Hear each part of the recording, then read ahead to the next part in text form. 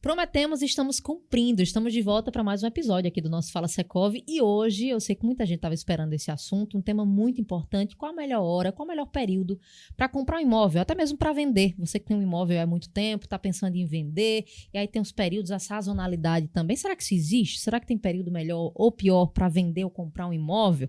Né? Enfim, quais as condições que o mercado oferece para isso?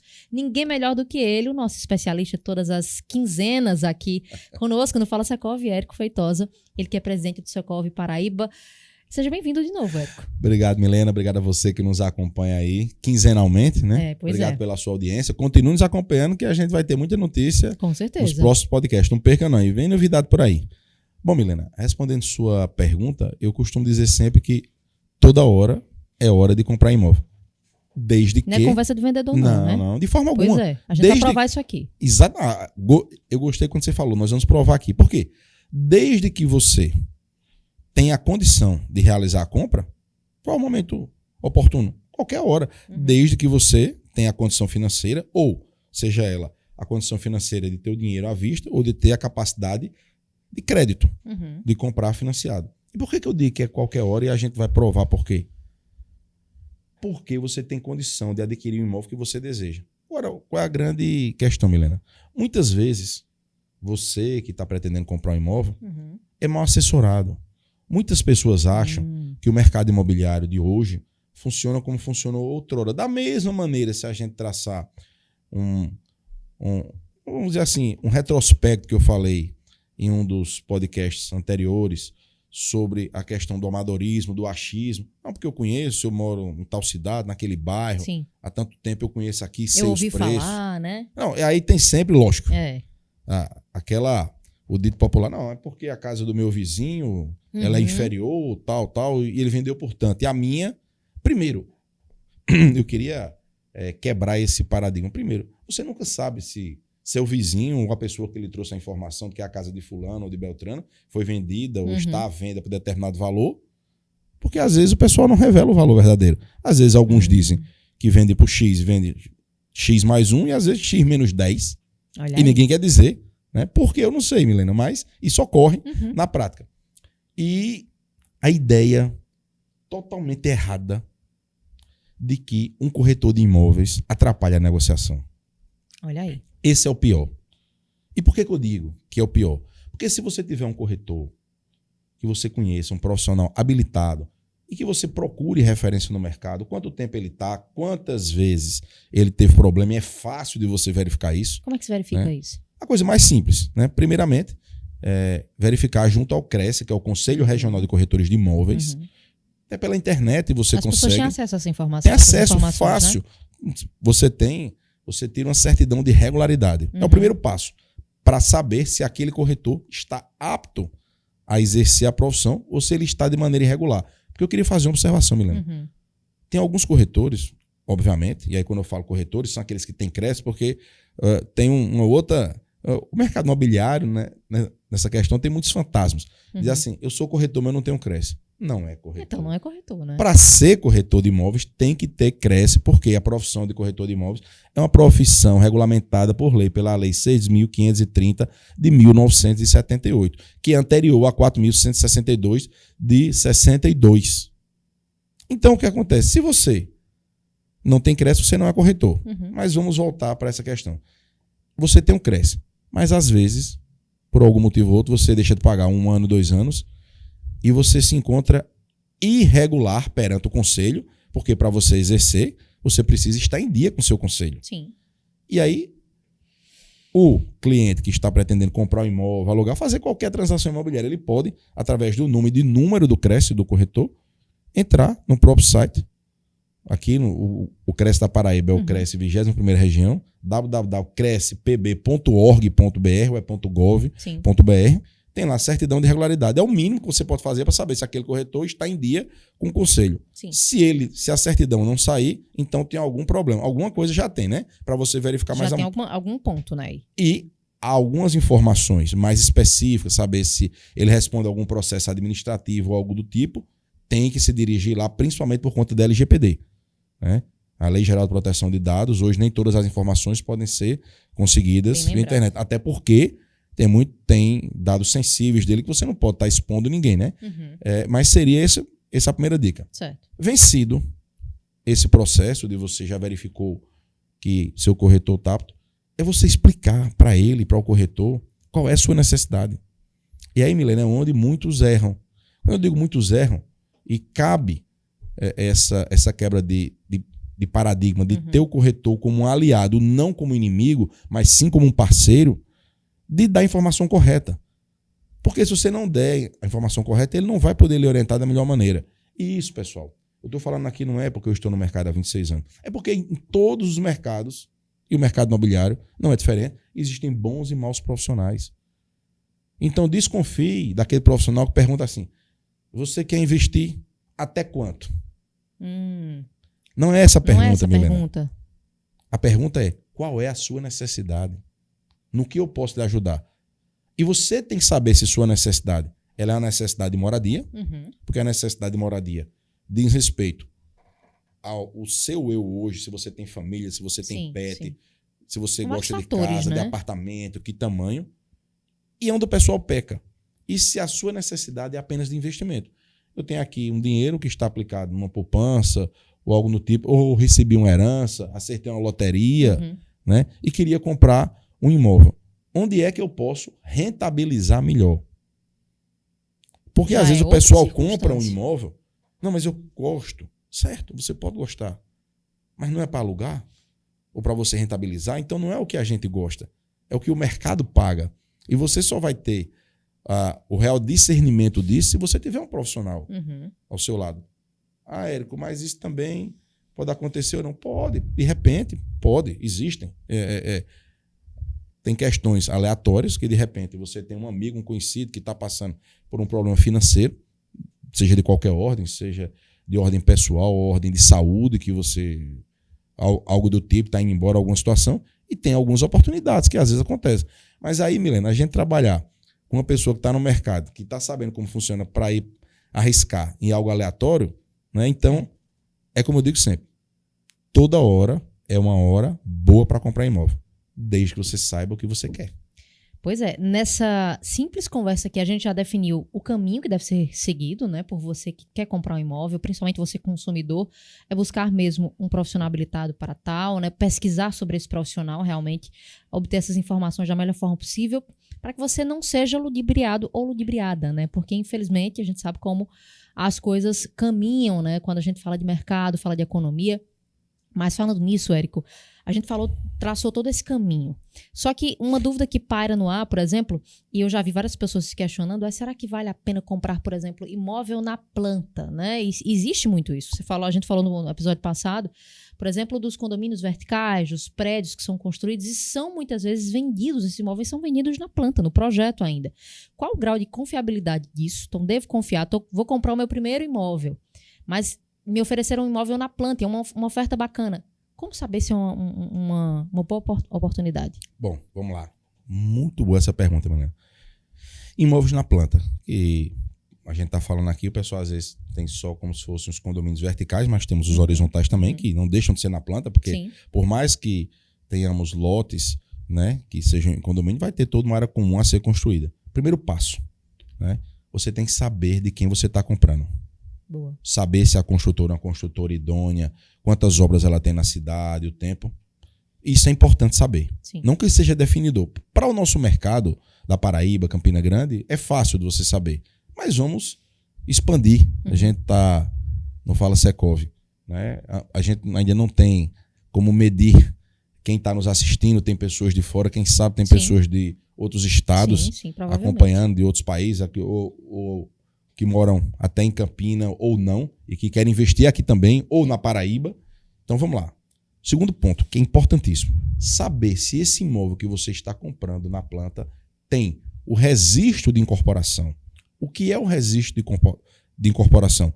É a documentação comprobatória de que aquele empreendimento existe e será construído conforme está previsto no registro de incorporação, onde você tem dentro dele alguns incrementos que são memorial descritivo de obra, tudo, e que está registrado no cartório de registro de imóveis da cidade. Aqui em Campina Grande nós só temos um. João Pessoa temos 2, em outras cidades vários. isso já é um indicador Uhum. que ele é um empreendimento sério. E, obviamente, você verificar quantas obras foram entregues, em quanto tempo.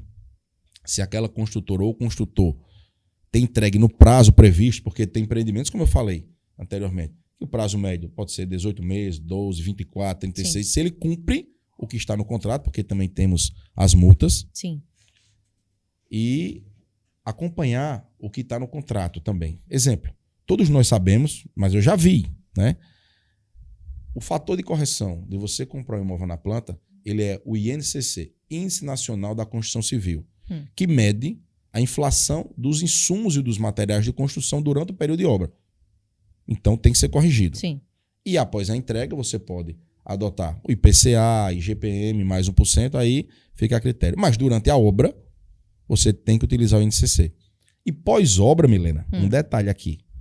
Tem gente utilizando o INCC. Não pode.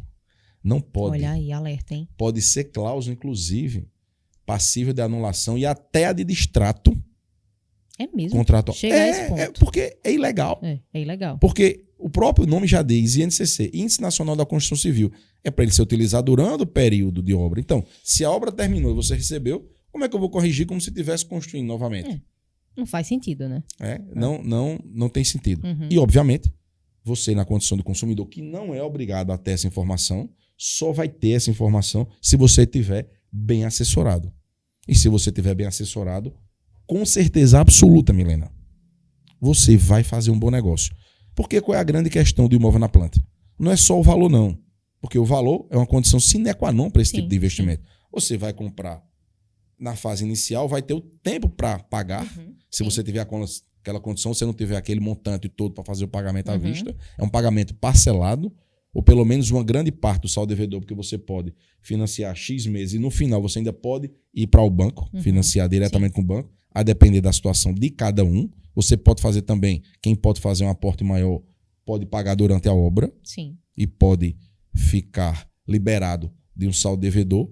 E, obviamente, até por conta não só da própria correção do índice, mas pela questão do mercado, a depender de onde você comprou, com certeza absoluta, no final sempre tem uma valorização. Isso é fato. Então, por isso que você não perde. Agora, obviamente, eu gostaria de fazer uma ressalva. Desde que você acompanhe todos esses passos. Que às vezes o pessoal também... vamos tocar num outro ponto, que às vezes é chato, né? Tá com muita promessa, né, Milena? Desconfie sempre daquelas grandes... As ofertas mirabolantes, né? É assim, realidade, não convém, né? Você tem hoje as estratégias de marketing, né? Claro. E aí tem um cidadão que ele é muito conhecido no meio, né? Rafael Kiso, é um escritor. Sim. E o pessoal fala hoje muito de marketing digital. E ele diz uma coisa que eu concordo, até que a minha formação é administração. Não existe marketing digital. Existe marketing aplicado ao meio digital. Né? E às vezes total sentido. Utilizam de determinadas situações que é aquelas promessas. Você ganha escritura, ganha isso. Pessoal, tá tudo embutido, né, Milena? Não vamos. Não é custo uma zero, vantagem. não existe custo zero. Não né? existe almoço grátis. Não A existe. gente tá falando, mas acho que por conta disso é que às vezes você que compra imóvel cai em determinadas ciladas, né? Porque tá tudo embutido. Lógico, é uma vantagem. Aquele imóvel, eu não tô criticando quem faz isso, né? Mas assim, eu não tenho, é entrada zero. Entrada zero desde que você, com a sua capacidade de renda, consiga financiar aquele valor. Sim. Porque tem que estar dentro do seu orçamento, de qualquer forma. Tem que estar dentro do parâmetro. Então, É. assim, tanto que você olha naquelas propagandas, vem sempre assim, os asteriscos, né? Sim, Porque sim. se As assim, observações, milhares de observações. Porque se você não atingir, se você não tiver o dinheiro, se você não atingir, o imóvel é 150 mil, eu só atingi 140. Eu vou ganhar os 10 mil? Não, vai ter que arrumar. De algum jeito né? você vai ter que conseguir esse Então, valor. a entrada zero ela pode acontecer a depender dessa questão e dependendo da avaliação do imóvel. São várias características. E aí, lógico, como bonificação, como redução, né, de alguma margem de lucro, uma diminuição, ele tá, mas está dentro da margem, você está pagando indiretamente. Principalmente, isso ocorre, Milena, nos programas Minha Casa Minha Vida, onde você eu tem... ia tocar nesse assunto, é importante, enfim. Esse tipo de produto depende disso, né? Uhum. Porque, infelizmente, a gente já falou aqui também, não falamos especificamente, dependem de apoio dos programas, porque a grande maioria não tem a capacidade financeira, não tem a poupança financeira. Quando eu digo a poupança, ele não tem esse recurso guardado de alguma maneira para poder dar entrada no seu imóvel. Né? Tá com a renda comprometida, então você não tem. Então, via de regra, você depende desses apoios para comprar o imóvel quando a renda é mais baixa. Mas assim, mesmo assim, não estou fazendo aqui, porque o pessoal, qualquer coisa que a gente diga, né, fica gravado, Milena. E aí pode dizer, você está falando mal. Não estou falando. Estou falando a realidade para que o nosso objetivo aqui, eu sou corretor, tenho uma empresa imobiliária, mas estou na condição de presidente aqui e eu tenho que passar a informação correta para quem nos assiste. Exatamente isso. Então a roda gira, né? E tudo acontece, mas no fim das contas a gente tem mesmo que recorrer a um profissional, alguém que entenda do assunto. Porque já viu, é um mercado complexo, né? Tem várias nuances, são diversos fatores aí envolvidos numa compra bem-sucedida, né? Ou até mesmo numa venda bem-sucedida. É preciso ter alguém que faça esse intermédio de alguma forma, né? E para isso que se procura profissionais com autoestima, profissionais gabaritados para tal. Érico, eu só quero lembrar aqui também para quem está acompanhando a gente que nós estamos aqui a cada 15 dias trazendo informações, notícias do mundo imobiliário, condominial, enfim, da construção civil, todo esse universo que é muito vasto, e por isso que nós acabamos nos propondo a essa proposta aqui, enfim, nos propondo essa proposta foi redundante, né? Mas enfim, nos propondo a trazer essa conversa de forma periódica no Fala Secov. E eu quero lembrar também para que você envie para a gente suas dúvidas, seus questionamentos. Tudo isso que a gente está falando aqui é fruto de muitas dúvidas também da própria comunidade, da sociedade civil, e nós estamos prontos, né, Érico, sempre para responder tudo. Milena, eu queria fazer um complemento. A gente falou sempre de compra, sim. E a questão, você tocou aí num ponto importante, a questão de venda, né? Muitas vezes também determinados produtos, eles, aspas, encalham por conta de uma precificação errada. Bem lembrado. Né? E aí tem alguns valores que são diferentes, né? Nós temos o valor real do bem, né? Que é quanto ele vale efetivamente. Nós temos o valor venal, que é o quanto ele vai ser comercializado de fato. E nós temos um valor que é um dos mais difíceis, que é o valor afetivo do bem. E ele é diferente para cada proprietário. Então, às vezes, nós, enquanto profissionais, não temos a capacidade de aferir com a precisão que o proprietário, que o vendedor quer, aquele imóvel. Porque... veja comigo, uma situação onde uma pessoa comprou um imóvel com dificuldade, depois conseguiu ascender profissionalmente, teve uma condição de vida melhor, casou. E aí eu estou falando aqui, independente de sexo, né, seja homem ou mulher, ascendeu, constituiu família, criou seus filhos naquele imóvel, né, tem toda uma história. Uma história. E chegou no final da vida, ficou só os dois, os filhos foram embora, netos e tal. Um vai embora antes e a pessoa fica só, geralmente, às vezes, numa casa maior, né? E aí? Como é que eu vou quantificar? E eu já passei por uma situação dessa, como a gente tem um tempo razoável de mercado, mais de um quarto de século, já é um tempinho. Bom tempo. Né? E eu percebi isso numa casa que a gente foi avaliar e eu tive que dizer, eu digo, olha, eu não tenho como avaliar do jeito que a senhora quer, porque o preço que a senhora imagina, por tudo que a senhora passou aqui, eu não tenho como quantificar, eu não tenho como traduzir em números, porque o mercado hoje é outro. E se a senhora estiver preparada para ouvir a verdade do seu imóvel, não tudo que a senhora passou... estruturalmente falando. Estruturalmente, porque é difícil, às vezes, você dizer para uma pessoa que construiu aquele patrimônio durante a vida, que teve a série de realizações, viveu família dentro, e você chegar e colocar, pode até soar como uma ofensa. Mas é porque nessa questão profissional, eu queria que você entendesse que a gente tem que ser... A palavra não é frio, Milena, mas tem que ser racional. Técnico. Racional e técnico, porque não adianta. Depois da pessoa que coloca um imóvel para vender, a pessoa mais interessada é o corretor. Porque ele tem interesse em vender. Claro. Porque se ele não vender, ele não vai receber pelo seu trabalho. Então, assim, essa também é um ponto que a gente tem que observar e ter muito cuidado, porque às vezes a gente não consegue atingir. E aí... tem um pouquinho pior, né, Milena?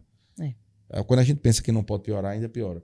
Tem alguns colegas, maus colegas, diga-se de passagem, que por não terem a ética no sangue, não terem o respeito ao cliente, aos colegas também, precificam de maneira errada para tentar pegar aquele imóvel e tentar agradar o cliente vendedor. De repente o imóvel vale X mil reais, ele diz que vale 2X para poder agradar, para ficar com a exclusividade ou com a...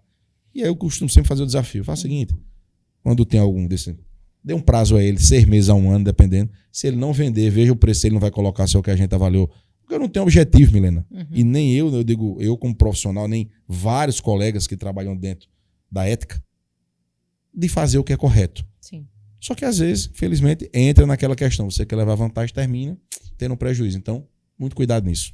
São muitos alertas aqui, viu? Sim. A gente vai ter outras conversas ainda sobre imóveis especificamente, porque sempre fica, né, essa dúvida de qual a melhor forma, de que forma mais segura investir. Aqui já deu para esclarecer bastante.